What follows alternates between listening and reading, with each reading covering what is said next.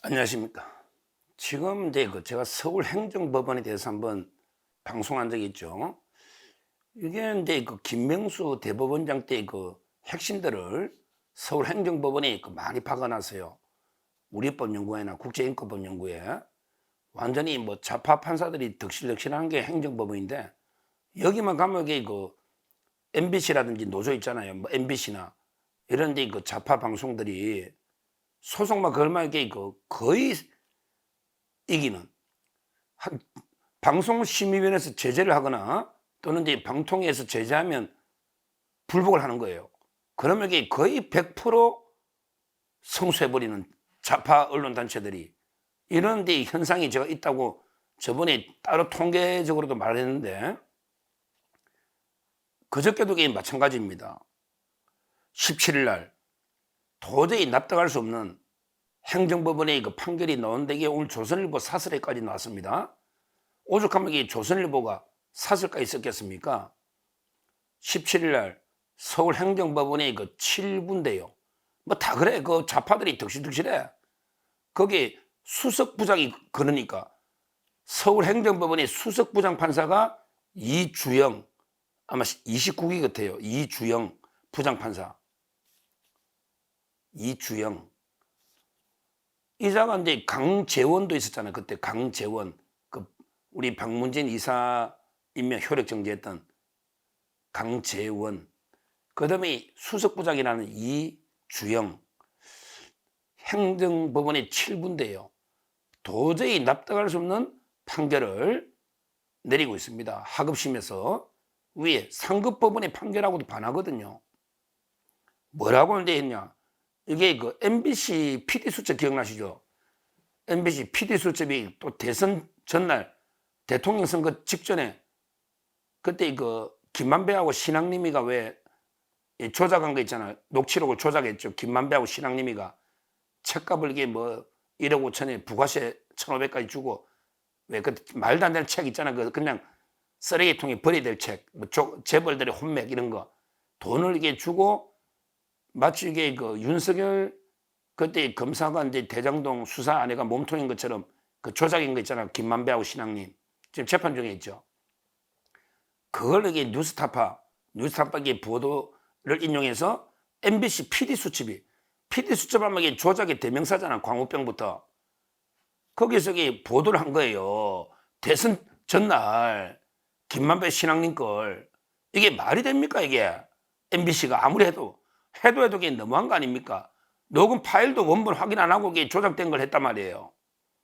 그러니까 이제 이런 건 어디서 하느냐? 방송심의위원회라고 있잖아요. 우리나라 방송통신위원회는 이제 국가기관이고, 방송통신위원회 이진숙 위원장은 이거는 이제 5인 체제 국가기관이고, 원래 이제 국가기관이 아니면서 이게 방송심의위원회라고 여야가 추천해서 류희림 방송심의위원회라고 있잖아요. 여기서 보통 심의라가 제재를 하잖아. 법정 제재를.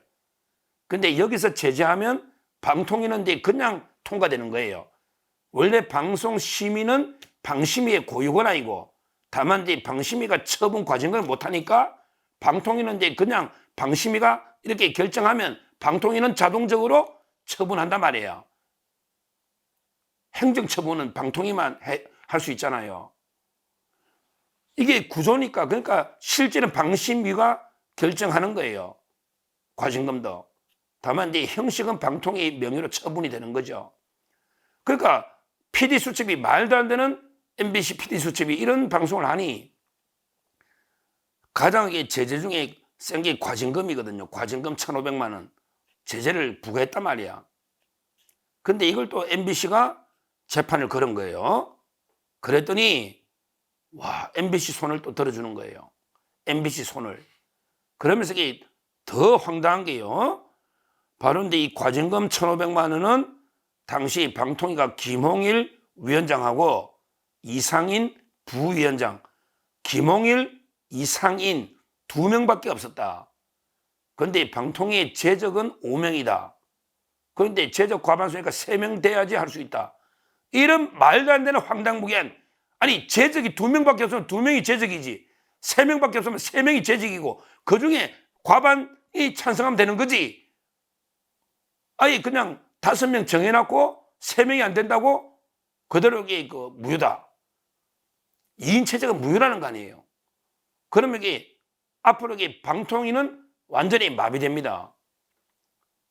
이걸 우리 민주당이 교묘한 주장에 쏘으면 안 됩니다. 최민희가요.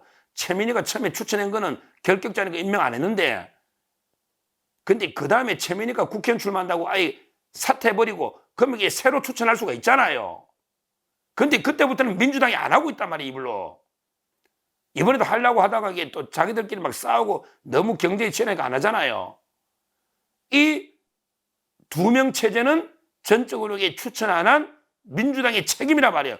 이걸 착각하면 안 돼. 최민희가 뭐 옛날에 추천했는데 왜 임명 안 하냐 이렇게 쏘으면 안 됩니다. 이거는 최민희는 국회의원 출마한다고 사퇴해버렸다면 그 다음부터는 민주당이 추천할 수 있거든요. 그러니까 자기들이 2인 체제를 만들어놨는데 그러면 이게 방통위는 아무 업무도 하지 말라는 거 아니에요. 아무 업무도. 지금 이 행정법원의 판결에 하면 그렇다는 거 아닙니까? 이게 무슨 이게 판결입니까? 물론 이게 가장 좋은 거는 이게 방통위가 원래는 이제 그 2명이 대통령이 지명하고요. 나머지 뭐 3명이 있는데요. 그러면 이게 여당 몫이 하나 있고 야당 몫이 2개 있단 말이에요. 그러면 이제 이렇게 국회가 지명하면 되잖아, 여야. 근데 안 하고 있잖아요. 안 하고 있잖아요. 이게 자기들이 마비시켜 놓고 근데 2명이니까 안 된다는 판결까지 이래 행정법원이 하면 그러면 이게 완전히 방통위 마비시키는 야당의 민주당의 의도에 법원이 놀아나는 것밖에 더 됩니까? 무슨 이게 판사들이 이 모양입니까? 판사가 상권분립에 의해서 판사가 뭐 행정도 하고 입법도 하고 다 해버리면 이게 상권분립입니까? 법원 입법부 만드는 거는 법률을 제정하는 거는 그 다음에 집행하는 거는 행정부 그리고 이제 사법부는 판단만 하면 되는 거죠. 판단만. 근데 사법부가 모든 걸 이렇게 다 해버리는 이런 게 있잖아요. 옛날에 예를 들어 뭐 의사 정원을 의대생 정원을 뭐 늘리는데 이걸 효력 정지시켜 버린다든지 이러면 이게 국가 정책이 마비돼 버리거든요. 이거는 이제 아무리 사법 적극주의를 넘어서서 이거는 명백하게 상권분립에 반하는 월권입니다. 월권. 그리고 이게 우리 상급심 판결하고 배치되잖아요. 옛날에 서울 고등법원에서는 YTN 대주주 승인하고 이럴 때죠. YTN 대주주 2명 이게 의결해도 합법적으로 했고요. 고등법원에서는. 그 다음에 헌법재판소 우리 KBS 수신료 분리 징수할 때 그때도 2명이 결정했는데 그게 합법이라고 했습니다. 헌재에서도. 근데 하급심에서 이런 식으로 지 맘대로 판사 개인 의견이 다 지 맘대로 결정하면 안 된단 말이에요. 물론 이제 뭐 방통위가 항소를 했으니까 고등법원 가가 뒤집어질 수는 있다 보는데 우리 박문진 이사 효력 정지처럼 고등법원에서 뒤집어질 수 있다고 보는데 그래도 이게 1심 법원의 판사라면 상급법원의 판단을 존중해야지 이런 식으로 마음대로 자기 정치적인 편향성에 따라 이렇게 판단하면 사법부 국민의 지탄을 받습니다. 이러니까 이게 사법부 신뢰가 떨어지는 거예요. 행정법원에 유난히 김명수 퀴즈들이 아직도 많아요. 빨리 조혜대 대법원장 행정법원에게 판사들에게 좀 물갈이 해야 됩니다. 너무 심해. 제가 행정법 교수를 했으니까 알잖아요.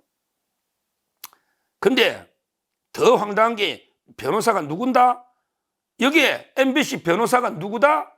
저번에 제가 단독도 한번 했죠. 지평, 법무법인 지평. 지평은 어디다? 지평 관련 산하단체 법정책을 연구하는 이게 보통 이게 로비하는 단체예요. 뭐 입법 로비, 요즘 로펌에서 입법 로비도 많이 하거든요. 법 만드는. 그리고 이제 뭐 사건도 수임하고요. 이런 식으로 이게 로펌마다 이게 뭐 연구소 빙자해가지고 이렇게 입법 로비나 사건 수임이나 이런 게 관련 단체로 법정책 연구소 이런 거 만드는데 거기에 이사가 권태선이다. 거기에 이사가 권태선이다. 지평의 법정책 연구소 이사 권태선, MBC 박문진 이사장이란 말이야. 이자가 자기가 이사로 있는 지평에다가 MBC 사건을 몰아준단 말이야. 몰아준다. 지금 이제 방통위 과징금 떼는 게 한 20건이 되는 모양인데 이 중에 과연 지평이 몇 건을 가져간지 20건을 싹쓸이해 가면 한 건에 막 가처분이 2천만 원씩 받더라고. 그럼 이게 돈이 얼마냐고. 몇 건 가져갔는지 지평이 거기에 권태선이 영향력이 없는지 자기가 이사로 있는 로펌의 사건을 자기가 몰아준다? 이거야말로 명백한 이해충돌을 넘어서 변호사법 위반이고 이거는 이게 불법입니다. 이 권태선 이자가 옛날에 김현장에도 있으면 이런 짓 하더니 어디 변호사도 아닌 자가 기자 출신이 이런 짓을 합니까? 어디 로펌에 적을 두고 사건을 몰아주고 이런 짓을 합니까? 이게 권태선 기자가 변호사냐고. 왜 로펌에 이사를 하면서 이게 자기 사건을 이게 몰아주고 그래. 거기서 얼마 받느냐고. 이사에서 돈 얼마 받느냐고. 그것도 이게 철저히 수사를 해봐야 됩니다.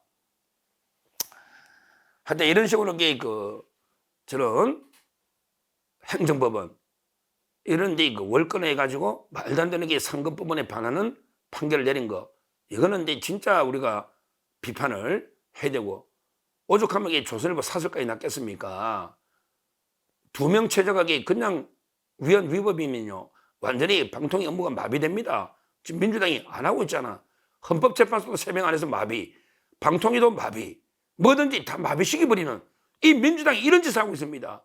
우리 헌법기관 국가기관을 다 마비시키는 여기에 대해서 우리가 엄중 대처해야 되고 상급법원에서 특히 가장 상급법 대법원 아닙니까? 조희대 대법원장이 있으니까 이런 이제 하급심의 말도 안 되는 이 판결에 대해서는 바로 잡아주시고 그다음에 옛날에 박문진 이사 효력 정지된 거 이게 이제 고등법원에 있으니 이것도 빨리 신속하게 결정해서 박문진이 정상화돼야 MBC도 정상화시킬 수 있다.